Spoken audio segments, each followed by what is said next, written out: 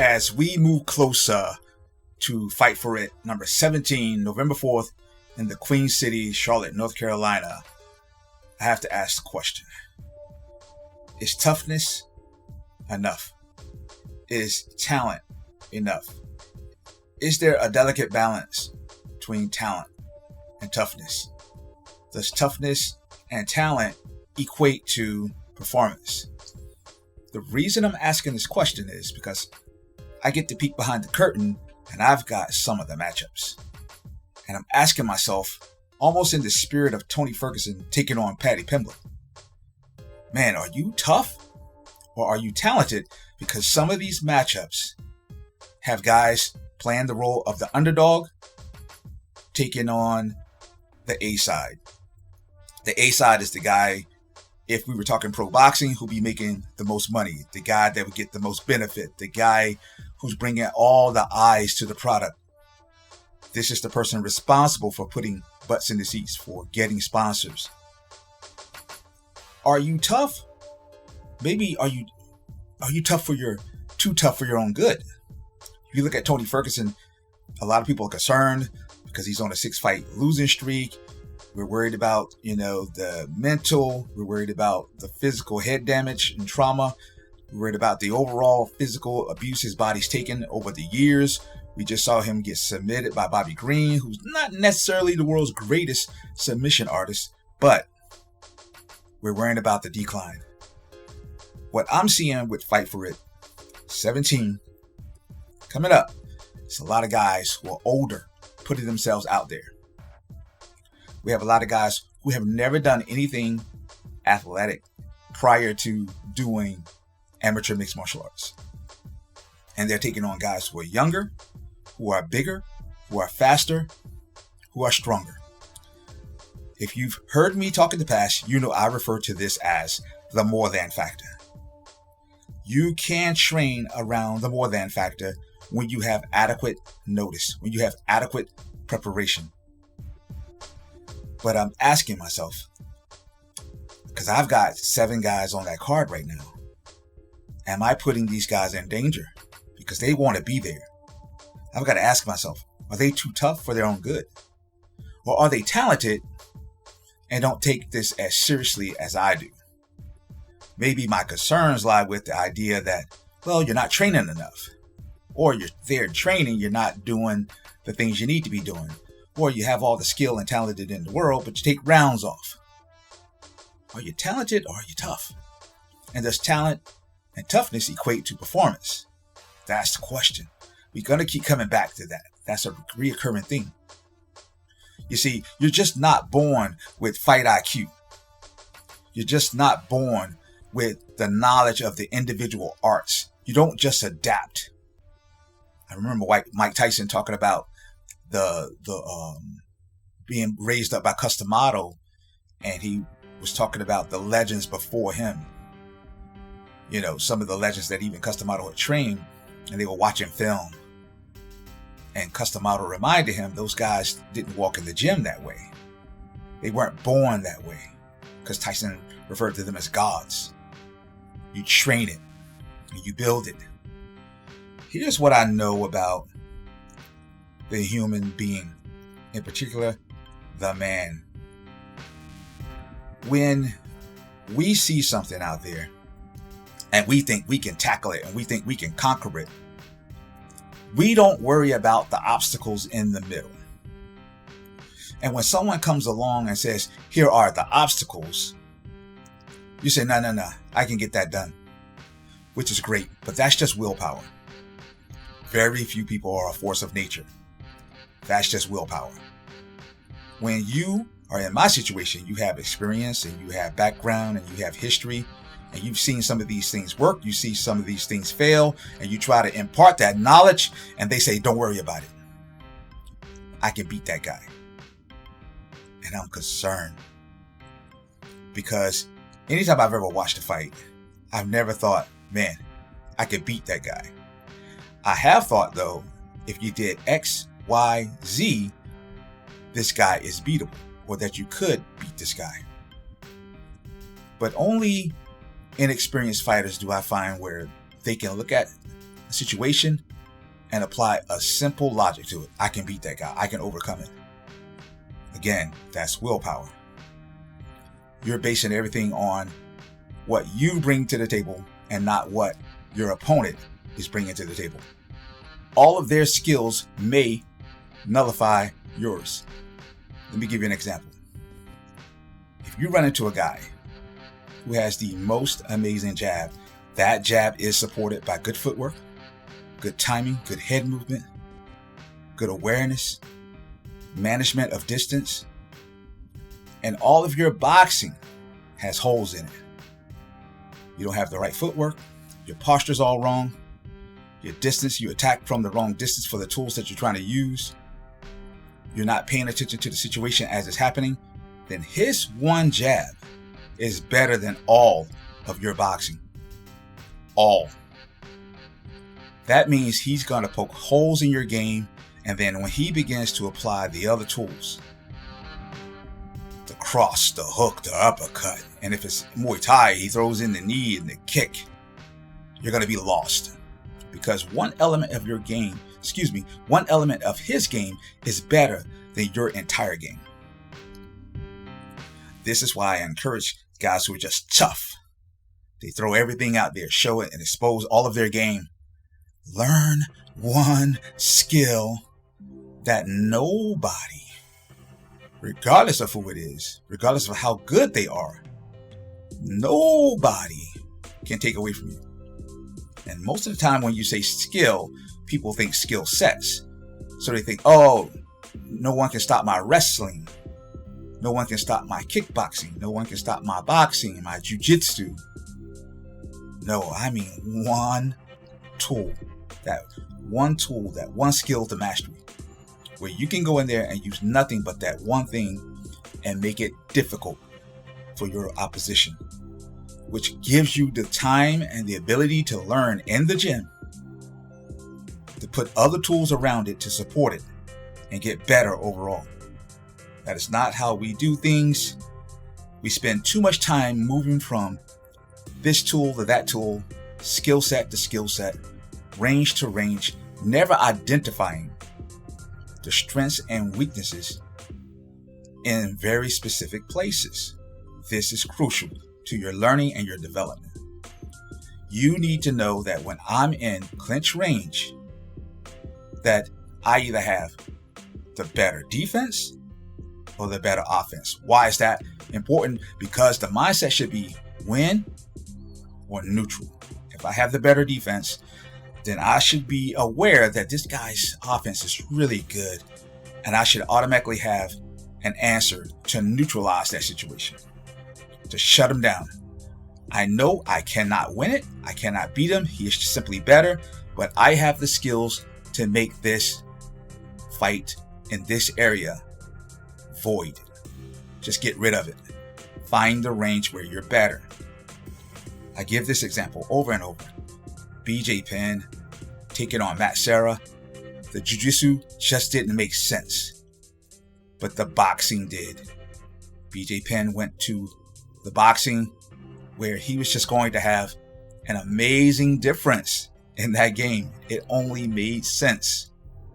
Why would you want to train or exchange jiu-jitsu for jiu-jitsu and it's a close fight and the judges don't know quite what they're looking at? And it could go the other way. You go somewhere where it's a difference, where it makes a difference. It is hard for me to get across to young athletes that you must separate yourself in a fight. You do not want to spend all your time trying to show all your tools. You're trying to put on a show for the fans when you do that. And the mistake is, if you've not used all of your tools in training, what makes you think that come November 4th, you're going to use all your tools then? It doesn't work that way. Oh, never mind. I know why you think you can. Willpower. You can just beat that guy. So you think, I can just use all my skills. I can just show out and become a superstar that night. That's the mistake right there. See, you have to learn to listen to the generation you're in. The generation we're in where everybody is big on celebrity boxing. And we know they are, because the pay-per-view numbers show it. People are buying more celebrity boxing stuff with KSIs and the Paul brothers and more WWE stuff. They want more exhibition fights. You go to the local shows and there's point kickboxing. There's more exhibition fighting because the skilled fighting is too much of an investment. Because social media has pulled back the layers and said, hey, that's for those guys over there. They're good. But it's more of us over here who aren't going to make the starting 12 on the team, who aren't going to make the football team, who aren't going to make the wrestling team. And if we do, we're going to sit out and we might get 2 buckets a game. So this is catering to a society of people who grew up on participation trophies. And it's happened. And there's nothing you can do. You can't put the horse back in the barn, the genie back in the bottle, or the shit back in the horse, as they say. You can't do anything about it. So what do most people do that are in this position that run promotions? They let it happen. They let it happen. You know why? I would too. Because, hey, you've got a plethora of people who believe they can make something out of this thing. Why not give them the opportunity? Because all it does is line your pockets. You see what I'm saying? Because you have so much talent out there. It's like a gold mine. And when I say talent, I just mean people who are basically willing to put themselves on the line. So you either have talent or you have toughness. And as far as the performance goes, toughness versus toughness equates to good performance. It does. A talented fighter against a tough fighter is going to go the way of the talented fighter unless he's arrogant. Or maybe he's not as talented as he thinks or that as people have told him. But if you put talent with talent, it's an amazing fight. But those fights right there don't get the recognition anymore. People just rather see tough man contests.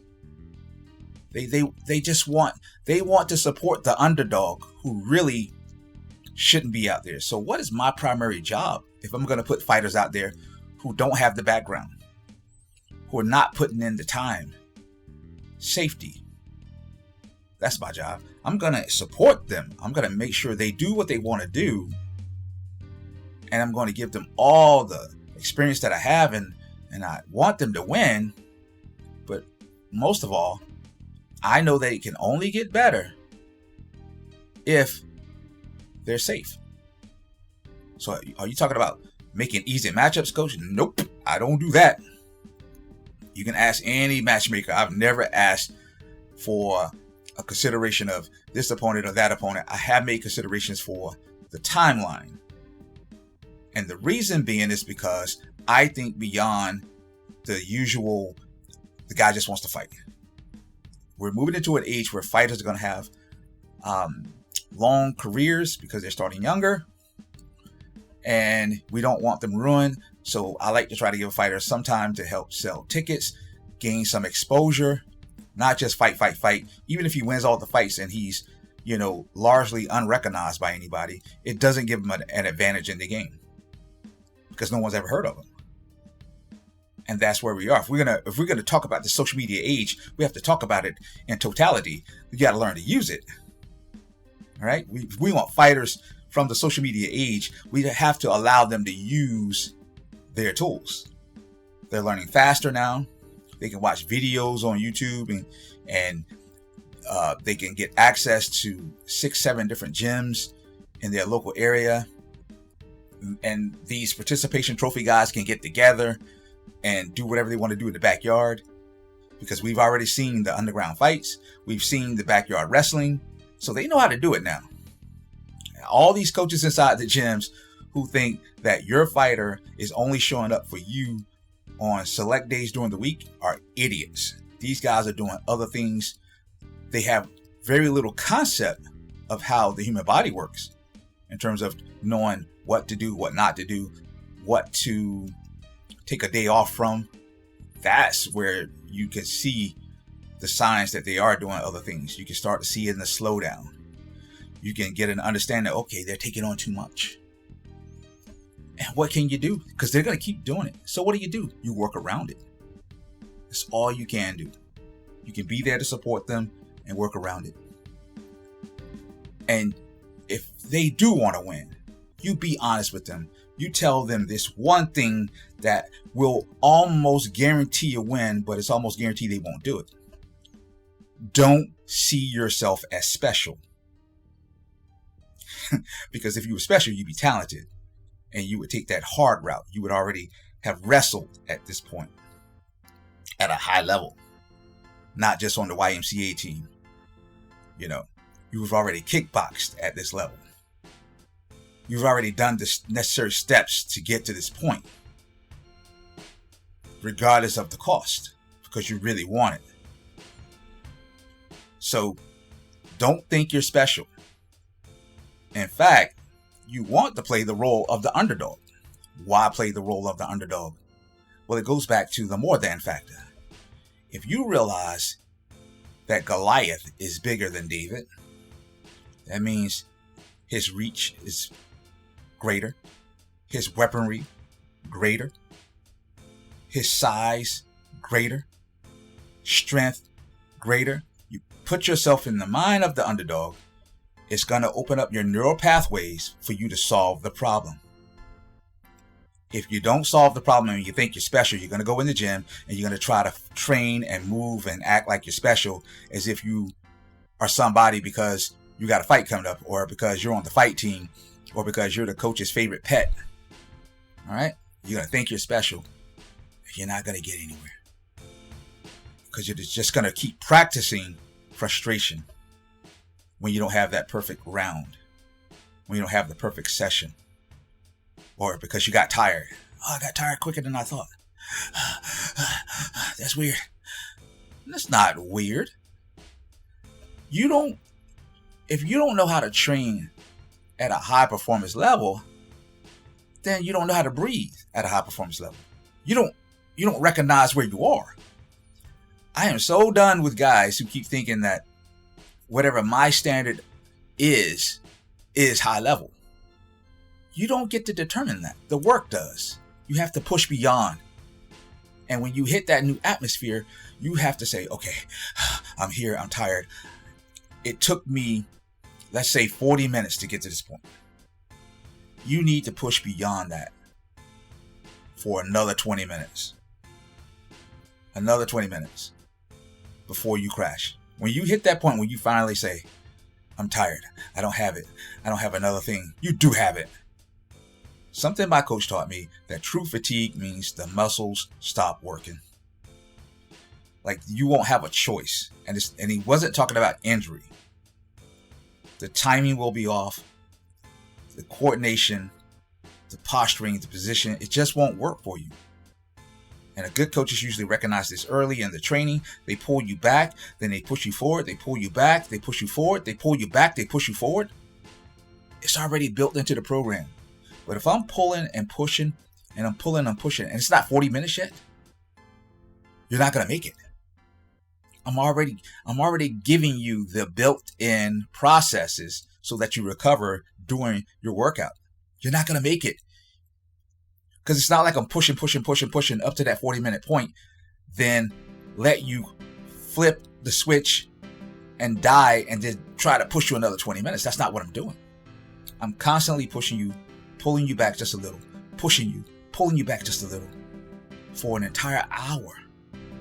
The goal is to condense as much activity and movement and timing and combinations into the smallest package that we can over the course of several weeks. So when I see emotion show up way sooner than it should, I'm having concerns. Because you're learning emotion, you're learning fear, you're learning doubt, and you're going to spend your time training fear and doubt because you think you're special. But if you're the underdog, then you're waiting until you hit the horizon and you can see the other side. If you're the underdog, you're waiting until you see sunlight in the darkness. You're waiting for the push through, the breakthrough, the moment. Because when it happens, and you know it's going to happen, you just don't know when, but you know it's going to happen, you're going to enjoy that feeling. You're going to remember that breakthrough at that moment. What you were doing at that moment. The feeling, the timing. And you're going to lock it in. And you will not let it go. And at that point, for some unknown reason, you will just be good. I've always told you guys, once you become good, you know what? You don't remember when you sucked. It is hard to put a date with the date when you used to suck. March 5th, no, you don't remember the day. You do remember that you had hard times. You do remember that you struggled. But you don't remember the date. All you know is now, my skills work for me. My abilities work for me. And I'm going to continue to use them and build on them. But this only works if you think like you're the underdog. You're not special. Damon Blackshear has to be the greatest example. I would watch this man be destroyed in the gym, get up, keep quiet, kept it moving, working hard. Not emotion, not fear, not doubt. He believed in himself. And if you watch his movements over time, a very short period of time, he became the fastest growing and improved fighter in the gym that I'd ever seen. No talking, no conversation. He was a mental fighter. He got his head. He analyzed quickly what he did wrong. He learned to listen. He learned to ask questions. He wasn't afraid to dialogue back and forth, figuring out this little thing and that little thing. It was never emotional. It was never personal. He stayed on technique. He stayed on training method. He stayed in training. And that's why he was able to make it to the UFC. Hey, look, I am Coach Sess. And you've had words with the Mad Coach.